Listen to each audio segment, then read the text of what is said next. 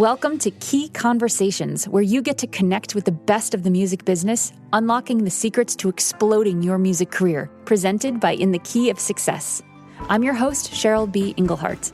The conversations you're about to hear are between our special guest and participants of my MX4 course, the Marketing and Branding, Money-Making, Mentorship Mastermind for Musicians. They are singers, songwriters, composers, producers, and artists just like you, asking their burning questions of our experts while transforming their careers over 6 weeks. If you think this could be you, check out mx4course.com to schedule a free half-hour coaching call with me to see if we'd be a good fit. So, let's get started.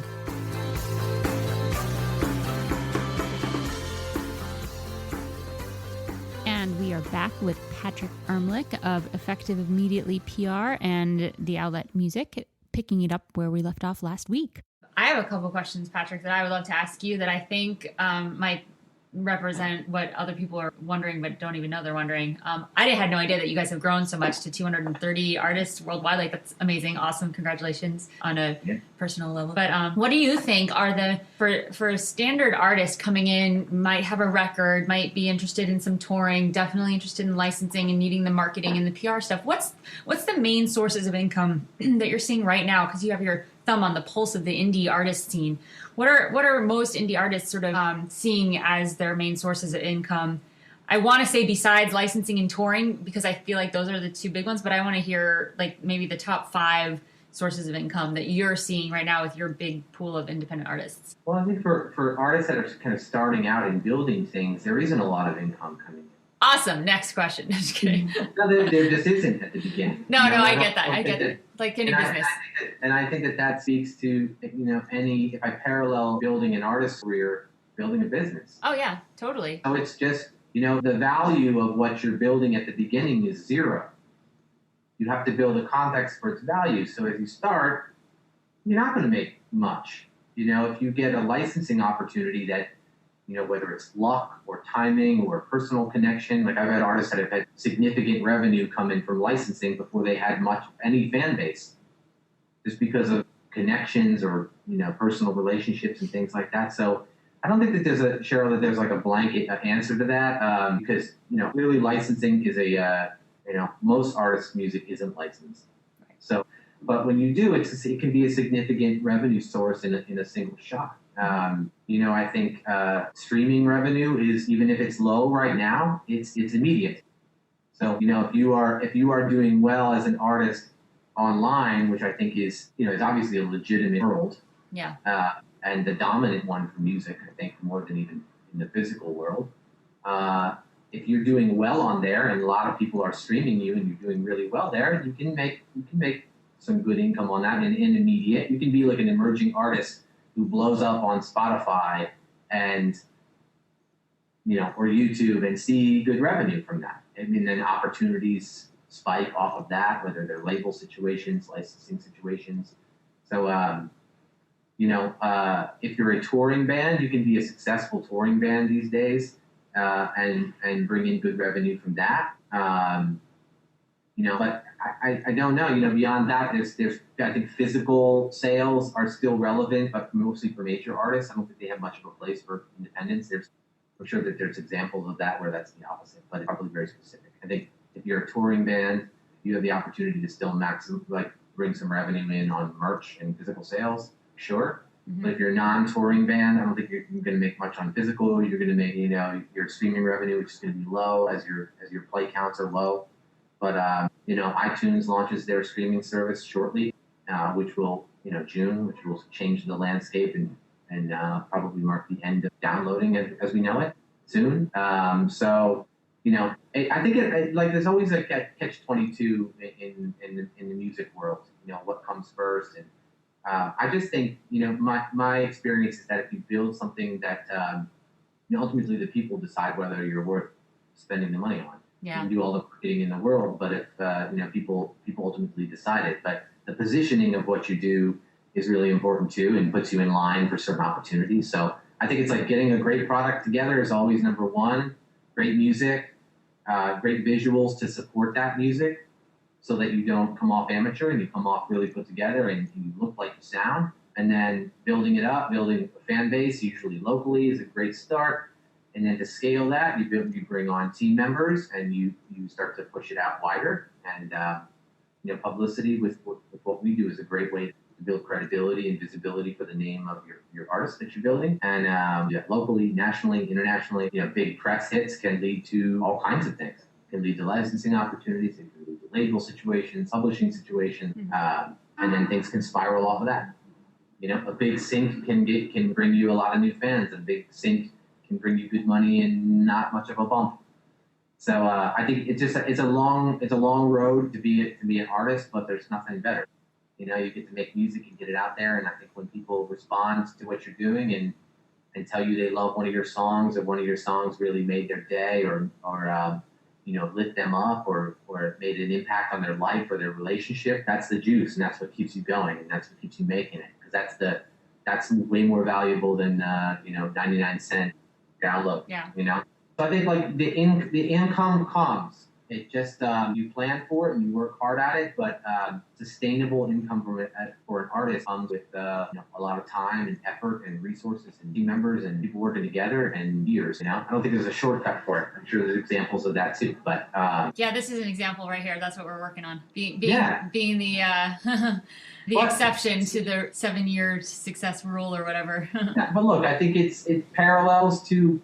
Maybe if Brad was, launching his new, plaid shirt clothing line, you know what I mean? If he was launching that, it's the same build. You build something from your passion and what you love, and you start out on your own and you do it all yourself, and you're resourceful where there are no resources, and you build it up and you build it up, and then you got to make people aware of it. So you got to do some marketing on it, and then you got to expand that more, and then you got to bring people on to help you design your site, help you.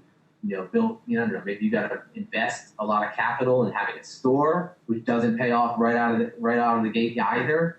And it's a long-term investment. I don't think so. People often get discouraged in music because it takes time, but I don't think that there's so many parallels that it's the same as launching other things. It's way more romantic, which makes it more exciting than shirt company. But it's a beautiful thing that we do and get to be a part of. I mean, look at us. All of us get to sit here and talk about music for an hour. How awesome is that? And that's what I love about my job. All I do is talk to musicians and creatives all day long for 10 hours. I love it. I get to meet so many exciting people who are doing amazing things, and people who are struggling and then end up doing amazing things. And you can do that too.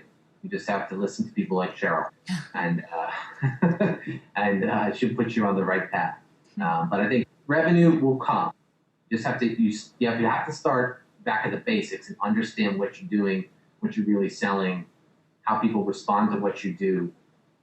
Who likes singer-songwriter music? Who likes soul singer-songwriter music? Who likes that? What do they read? Where do they find that music? What age demographic is that? I think most artists that I've ever met have thought that given the time and the focus, everybody, if they just sat down and listened to their music, they would like. They just gave it the time. Sit down with some headphones, listen to my record. If you just give it a chance, it can be liked kind of universally. And I don't buy it at all. So, people can have the number one song in the country and none of us here would know it if that's not something that we like. It doesn't match our filter, or we're not their demographic target. You won't even notice it. So even if we're in the music business, we might not even know. So you have to go target the people where you belong, your people. Who are your contemporaries? Why do you like them? Why do you consume their music? What is it about what they're doing or who they are or how they present themselves that you attach to? And you do that reverse engineering on them and on yourself and apply it to you. Yeah. So we've definitely been working on defining the demographics so that we can get really clear on our graphics, just simple stuff like Facebook headers and website. Is it all in line? Is it all representing our commitment? Is it all representing our music? All that, what you said earlier. But it's oh, wait, I need to cater this to some. If your demographic is 40-year-old women, then maybe the graphic you had for the teens isn't gonna land for them, and you want it to. So we've sort of had that discussion last week. We're kind of just getting into now, creating the content, which actually led into my next question. The everywhereness of videos, and now that internet has sort of caught up with that, video streaming platforms and videos being used as product selling, tools everywhere. How important do you think videos are? Not even just professionally made, the big music video, but even just getting the songs on on YouTube with a couple of photos, things. How are you guys using videos over there in your marketing platforms and even your PR initiatives and stuff? Sure. Well, I think video is critical. I think we're like a visual first society now. You see it often before you hear it. Mm-hmm. And whether you go to a site and you see it, or if we are pitching to somebody and when they get our press release, they see what we're pitching before they listen. So there's usually a photo attached there, and that photo gives them some sort of hint as to whether it matches their personal filter of what they might like, or if they understand what it's going to sound like. It'll influence how they listen. But so videos for sure. I mean, I've had projects here where I didn't really get it musically right at first, but a second a video was attached to it, I got it, or I heard the song different, and then when I go back to the track, now I get it and I understand it a little better. So I think it's a great tool to help people understand where you're coming from artistically and really enhance the music, so I think it's a critical piece. Sometimes it's the most critical piece in getting an artist to be getting their exposure level up, because once we connect them to the visual aesthetic and the tone of the project, or get to see the person in moving picture like that, it can really influence what they think of the artist. So now they start to get it. Yeah. So I think it's a critical piece in our line of work for publicity. I think people are more responsive when we pitch videos. Mm-hmm. There are great places in media for video premieres and things like that. I think the quality of the work is really, really important. I think a lot of artists shoot videos just to shoot videos, and they miss on the fact that it's important to make the video really good and watchable, and not choosing your 5-minute song to shoot a video to, because that's a long time to have somebody sit and commit, and it's hard to keep interesting. There's only so many times you can cut away from the singer singing to their guitar, to a hand on the neck of the guitar, to the drummer hitting the snare, and then back, and then back, and then back, and then back. You have to keep it interesting. Yeah. So which is challenging. So I think for media and for pitching for marketing, videos are really, really important. I think on the social media side, which is like the fan facing side, if what we do is media facing, concept videos, high quality videos are key. On the fan facing side, video content in general is great. That gets a sneak peek into your life, into your process. And there are formats for that, from Vine to Instagram, all those things that are now live streaming. So they're important. There's just the usage is a little different. Like we don't premiere like handheld iPhone videos. Right. It's got to be the production quality's got to be spot on. Doesn't mean it needs to be expensive. It just needs to be right. Right. Totally. Awesome. Thank you. Great. So in the last couple minutes, I wanted to see if everyone could come up with Brad and Jenna and Lauren, come up with like a yes or no question that Patrick can just laser answer for you. Last thoughts, to pull out of this awesome music biz expert we've got in front of us, and then we'll close up after that. So, Brad, you got anything else? One just popped in my head. Yes or no? Can you be too old as an artist to get started? No. Jenna. Okay. Yes or no? Is it a good idea to do a show for free? Yes. Okay. Yes. Awesome. Lauren. I don't know. I don't think I don't. You're good? Yeah. All right. Yeah. I wanted to see if there's anything that you wanted to say, anything about that, effective immediately PR, or anything that you wanted to offer to anyone that's listening, like websites to go to, Twitter, all that jazz. Like give the shameless plugs for whatever you want to. Well, I'm not going to do shameless plugs here. I mean, you can go to ei-pr.com to look at publicity site there. You get a lot from that. We're always doing really cool company events. So if you're local to here, if any of you are, come out from us to some of our events and shows and come say hi to me. I'll remember you. Send me your music. That's a good thing. I have something for each of you today to part with. So what's one thing that you're going to do today? What's one action that you're going to do today to move ahead? Lauren? Well, I've been working on to help with the contract issue, coming up with a really good template I could just use, and just kind of like a standard that's just like, okay, this is what it is. But do that for something else. The reason you're going to get people to sign those things is you. The agreement's not the issue, it's you. how you are with those people is how they're going to sign it like it's no problem. So maybe today you can focus on like being really powerful and awesome at what you do and very, very sure about what you're doing. Your confidence in your approach is the thing I think that you could work on to make the biggest difference for you. And I don't think it's the actual paperwork for the language there. I don't think that's scared them off. And maybe they're not scared off at all. Maybe that's just your context of it. So like the confidence is going to shift it. Work on Cheryl with that. Work with her on that. She'll nail that one. Brad, what are you going to do today? I just finished writing another song, and I'm going to put down some tracks this afternoon. What else are you going to do today? Like, how recently did you move to Michigan? October. Get on it. So find some people to maybe do some research today, some people you can network and get some FaceTime with. Right on? All right. Yeah. I'm going to get back to work on a song that I've been meaning to finish for a bit, and I'm going to post about it. You're going to get to work on a song, yeah? No, it's almost finished. Just finishing it, and then do a post about it. Okay. What else? Come on. What else? You're in Toronto, right? Yes. Are you out in the scene? Like, who else is doing your style of music in Toronto? Yeah, there's a handful of acts, and I went to school with a lot of them. So yeah, I've done work with them, with some colleagues. Who do you perceive as the most successful of them right now? I would say Julie Black. Do a little research into Julie Black today. Who's she working with? What's working for her? Start to reverse engineer what she's doing. Okay. Okay? Start to really know what's happening there. Go see a show. Who's at her show? Who are the people there? Introduce yourself. If you know her, ask her. Yeah, I do. Take her as a project today and dig a little bit. See what's working for her.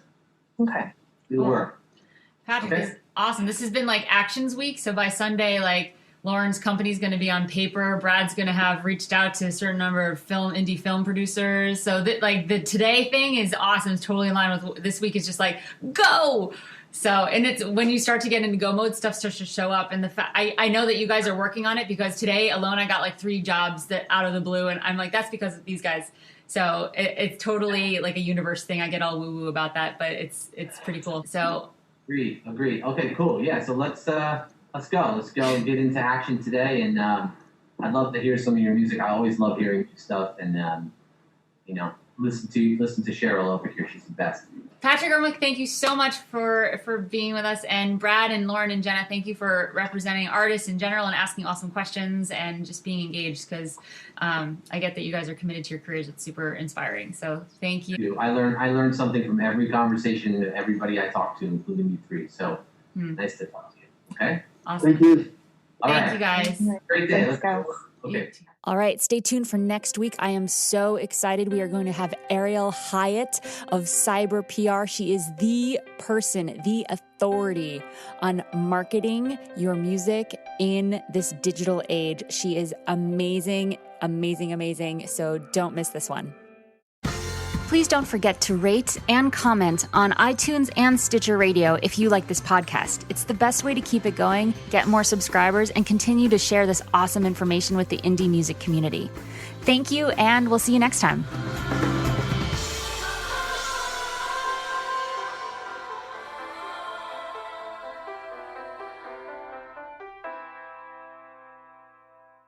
All of the music on this podcast has been created by yours truly. The theme song is called Inevitably, written with Cameron Ernst and produced by Joey Ock. You can find all the songs, plus more information on my music career at CherylBE.com. If you want to be one of the reasons I can keep this podcast and my blog Living on Gigging going, then head to patreon.com/CBEmusic. There, you can contribute $1, $2, $5 for the creation of each of these free musician resources. Together, we can keep them coming and inspire other creative people to do what they love and do it well. Again, that's patreon.com/CBEmusic. Key Conversations is sponsored in part by Bandzoogle. They make it easy to build a beautiful website for your music. Their step-by-step system gets you online in minutes, and you can choose from hundreds of mobile-friendly themes and customize them with their easy point-and-click editor. All the features you could possibly imagine for a professional website are built in. So, because you are a Key Conversations podcast listener, you get a special 3-month free trial just for you. Go to www.inthekeyofsuccess.com/resources and click on the Bandzoogle logo to access your free extended trial.